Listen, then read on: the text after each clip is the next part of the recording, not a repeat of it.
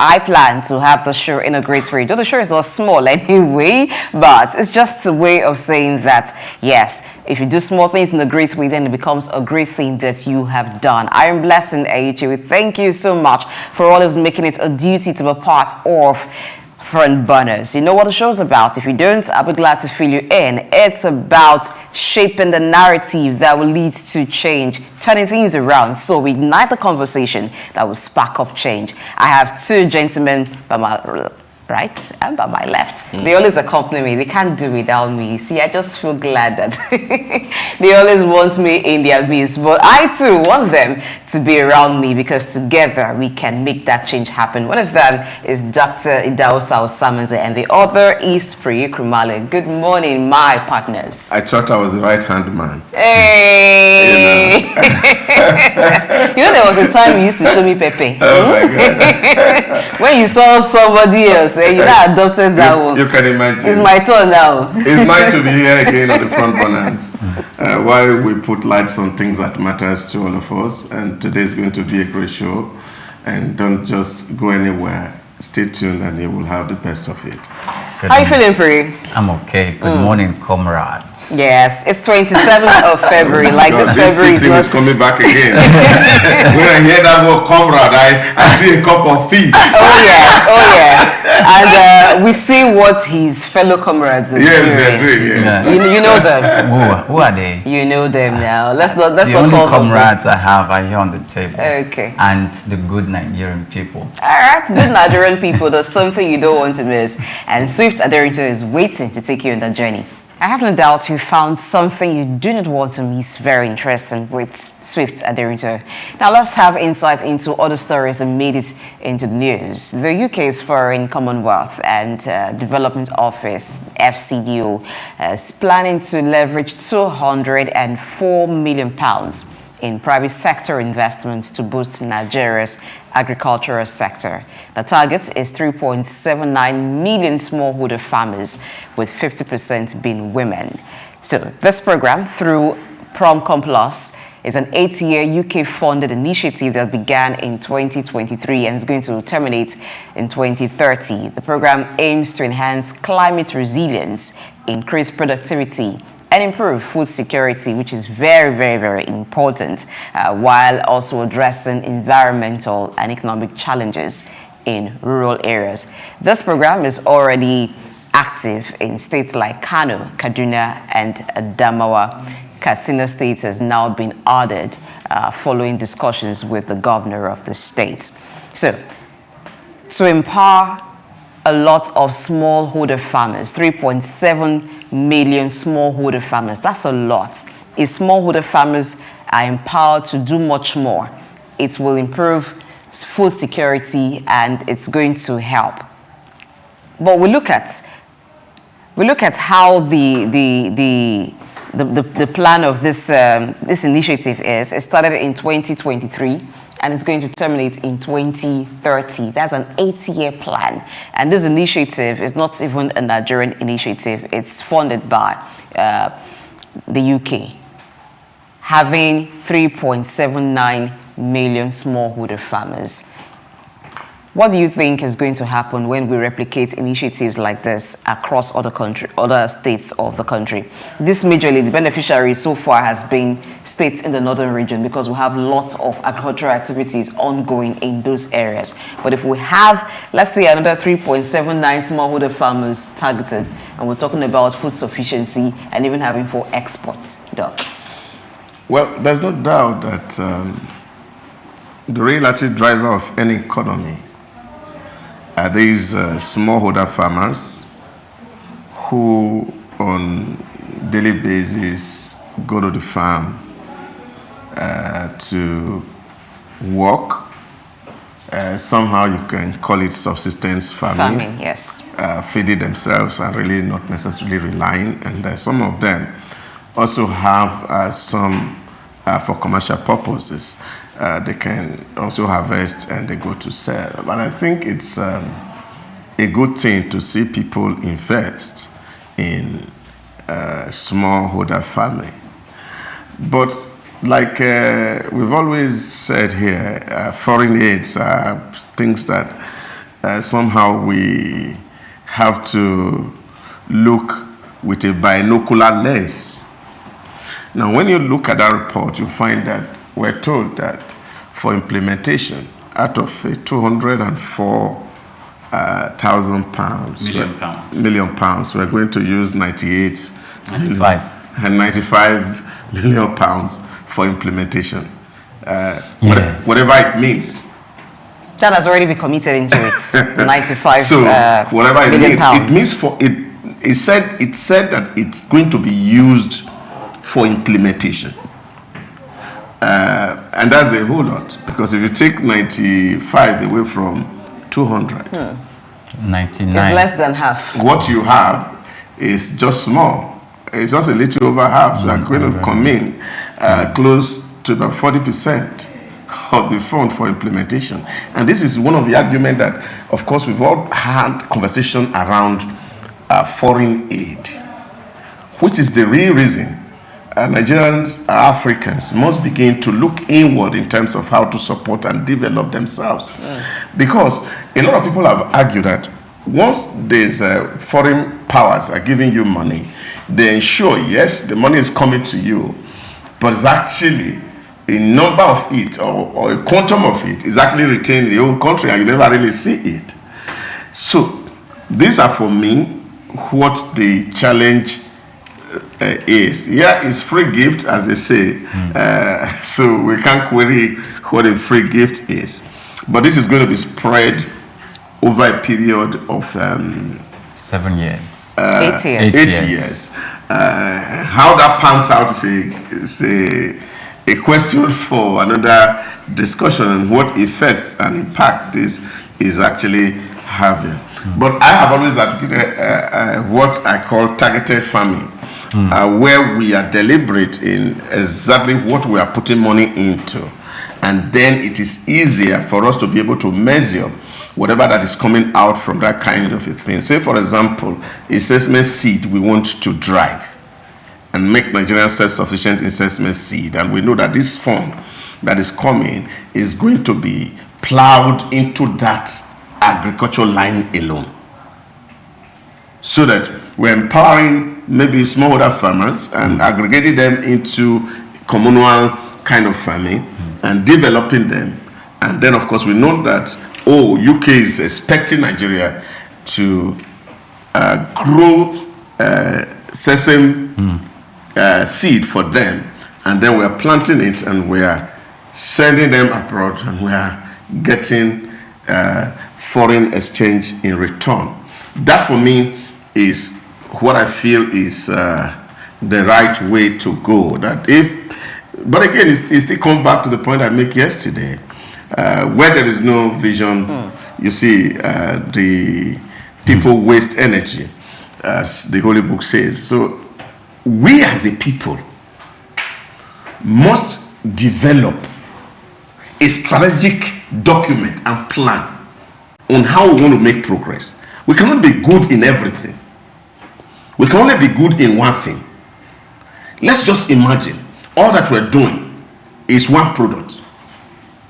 And so even if foreigners want to give us assistance, those assistants are not going to be determined what the foreigner wants. It will be determined by what we want as a nation, to say this is where we want this channeled into, so that in 8 years, as this program does suggest, we would have leveraged this fund and we can measure the growth in that sector. And we say, oh, this 200 million pound came to Nigeria for 8 years, and we have been able to multiply it. And Nigeria is earning over 400 million pound as a result of this support. And I think, for me, those kind of strategic thinking and move is good for us. We cannot just say, oh, smallholder farmer, whatever they are doing, we just give them money. And at the end of the day, it's really not amounting to much. But you can imagine if, for example, we have a cluster of farmers who are planting the same thing, and of course we can actually build industry around that, and a whole lot can happen to Nigeria in terms of development. That is what I feel. That people can't just walk into our space and say, okay, I'm giving money to this person to do this, I'm giving money to this person. Yeah, you can come into our space, but we will tell you how to channel this money because of the results that we expect to happen from that kind of a sector. I think part of the issue is because it is considered as aid. So it's like these people are helping us. They're giving us aid. So we can determine what they do with the money. No, we can. Yes, we can. We can. Why not? I'm saying that perhaps that's the reasoning, and that's why it's left to them to determine. No, it's but because we don't have a plan. Yes. If we have a plan. Look, I am not disagreeing with what you're saying. I'm looking at it from this. Oh, what you're saying to me is, give me 20 million. Yes. I want to go and do a master's in business administration. It's clear. Yes. I'm not just giving you money to say, okay, it's been more effective if we, on our own, for the agricultural sector, we had a blueprint of what we intend to achieve for a set time. Let's say for the short term, the first 4 years, this is what we intend to achieve. And then for a mid-term, this is what we intend to achieve. So when aids are coming, it is easy for us to direct that aid into an already existing plan. Oh, yeah. But because there is no existing plan, it's like we're just doing things randomly. Yeah. And so we say we want to increase food productivity. We want to have food security. In what way? What are the major staples consumed? Yeah. What is going into what? Yeah. For instance, rice production. Rice is a staple food in Nigeria. Cassava is a staple food in Nigeria because the byproducts are consumed by households on a daily. So what do we want to do? Do we want to, in 2-3 years, have this level of sufficiency in cassava production? So if aid is coming and already 3.79 million farmers are the target, are we saying what part of the country do we get more of cassava production? So are we channeling this amount of money and getting this number of farmers from this region so that we can enhance cassava production? Are we looking at where rice comes from mainly and say, okay, to enhance rice production, let's support the rice farmers in this region? Now, are we also looking at it to say, okay, cash crops that we can export, these are the regions that are producing the cash crops, let's give this support to them so that in the 8-year period where this when this initiative would have been completed, we can say within this period of time, this is what we achieved. But if we just say, or we leave it to them to say 3.79 million farmers, they are not Nigerians. They do not understand the terrain as much as we who live here, as much as those who are in the Ministry of Agriculture understands what the issues are, what the challenges, where the opportunities lie. Now, I like the fact that 50% of the target farmers are going to be women. So in what area are women contributing in agriculture in Nigeria? Are we just doing this so that women feel included? Or there is a particular role that women have been found to play and we want to strengthen that role? So it's about being intentional about anything that we do so that we properly harness these aids that are coming. These aids will not come forever. Now with USAID, it's been suspended. This one is coming from the UK Foreign Commonwealth program. So these things will not keep coming, and it's on the record when aids are being given. So we should show that we are making the most of it. And how we approach aids too is also the way we approach even when we budget for agriculture in Nigeria. It's not intentional as it should be, and so it's not producing the result that it should be. Now look at it. This started in 2023. This is 2025 already. We should have been able to, even at least for almost 2 years now that it's been running, measure some rewards that have come from the existence of the program in this state where it's already happening. Now, what is the criteria for enlisting states? We do not know, but I guess that those who are running the program are aware of this information. But basically, there should be a way to also measure the progress that is being made through this initiative. Now, okay, so one of the details or the things I looked at is about the 204 million pounds. Yes. Equals 386 billion thereabouts.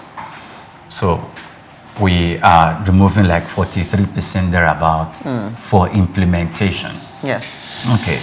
We are considering about 3.9 million farmers. 3.79 million farmers. 3.7 million farmers. That's what we are considering. Yes. That figure. Do we have data for that? If we have been doing that for more than a year, then we should have data for that. The reason why I'm saying is most likely there will be fictitious names of farmers there, and farmers who only exist on white papers. And that is, for lack of a better word, is a given. So, you are going to implement this. Before now, we have National Agricultural Plan.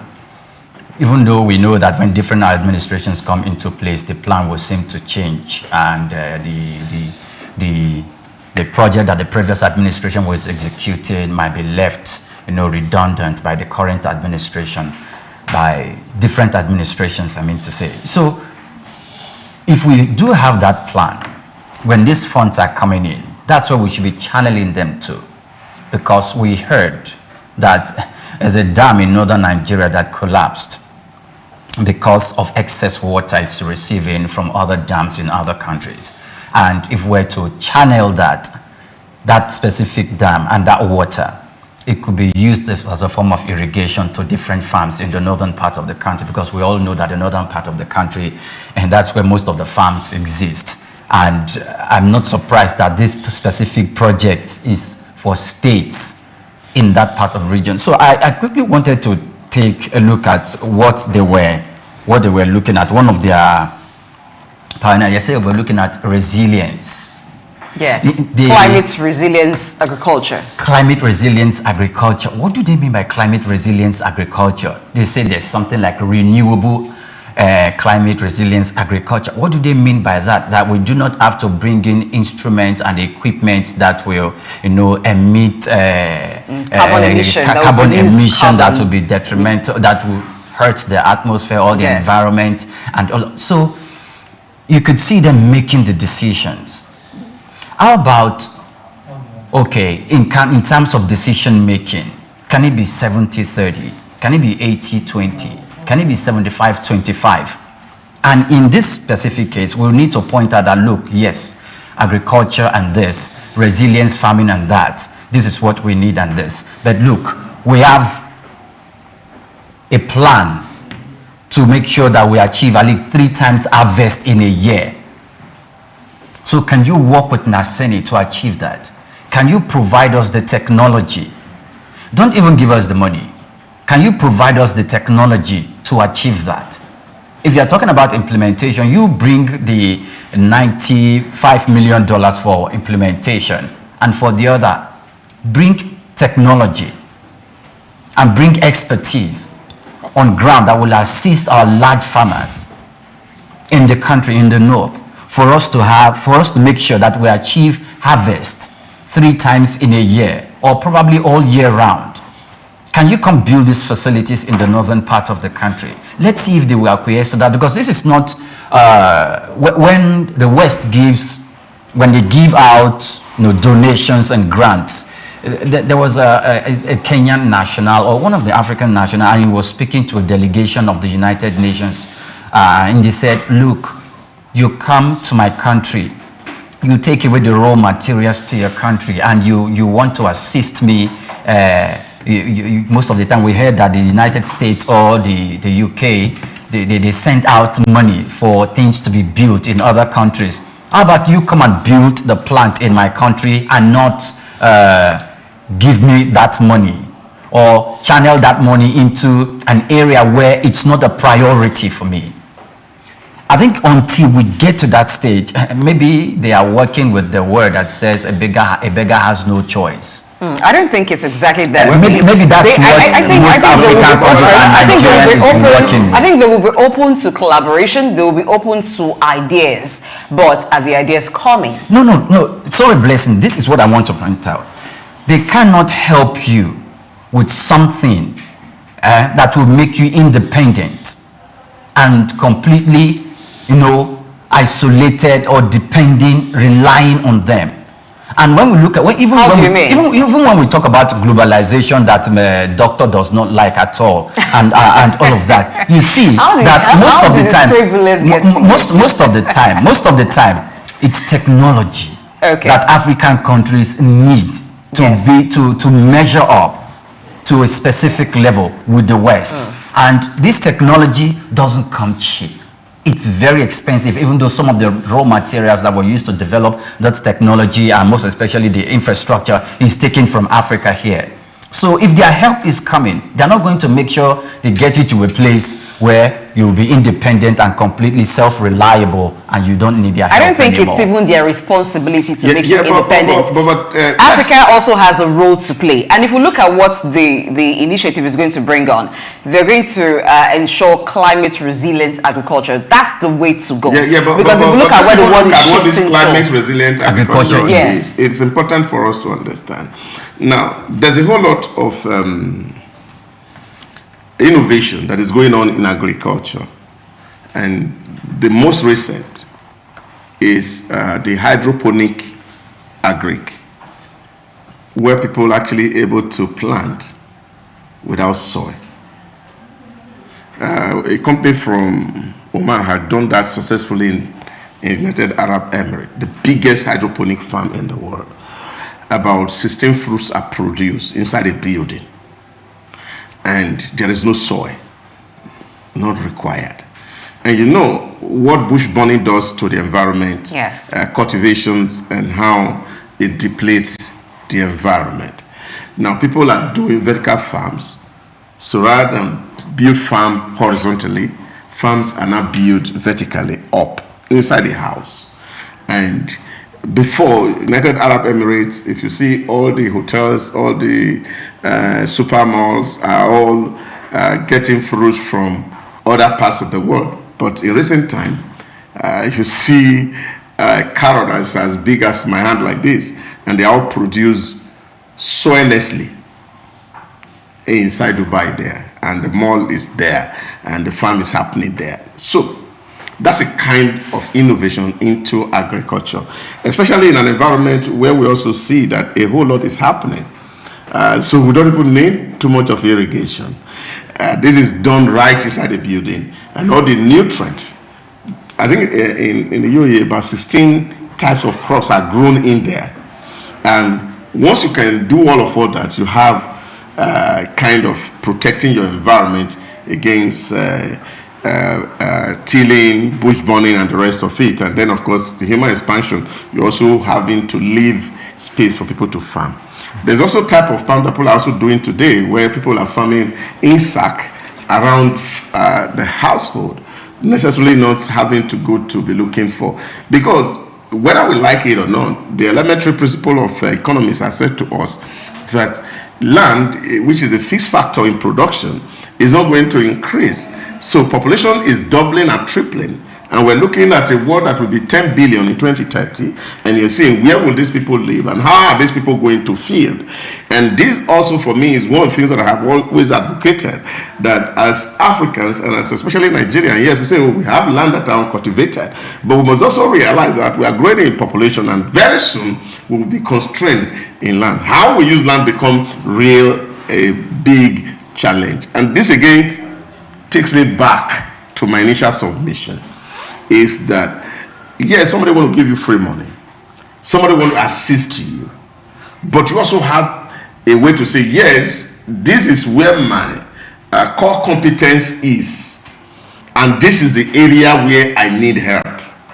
And then you design it so that when help is coming, it comes into that space, and then we are able to measure the progress that is happening in that space for a given period of time.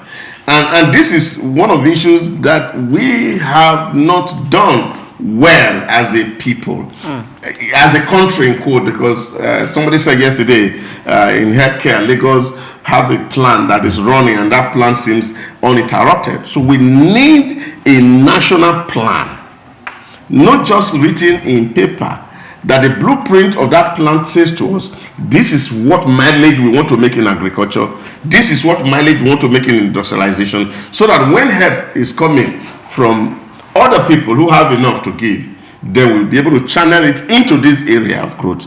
And in years to come, we can see the fruit really coming from those sectors. Okay, just to add to what you said regarding climate resilience of agriculture. So there's also climate smart crop varieties where seeds are developed to tolerate certain weather conditions like flooding, drought, and heat. And we find that very common in the northern region. And there's also other types of climate resilient agricultural practice like integrated pest and disease management. So when we talk about tomato scarcity, sometimes it's attributed to pest and disease problem. Maybe during that farming season there was a lot of it, and so you find that that produce is scarce in the market because lots of it was lost to pest and disease attack during the farming season. So it will help a lot when we move towards where the world is moving to right now by adopting new methods for farming to improve our farming. And for smallholder farmers on their own, they may not be able to afford this new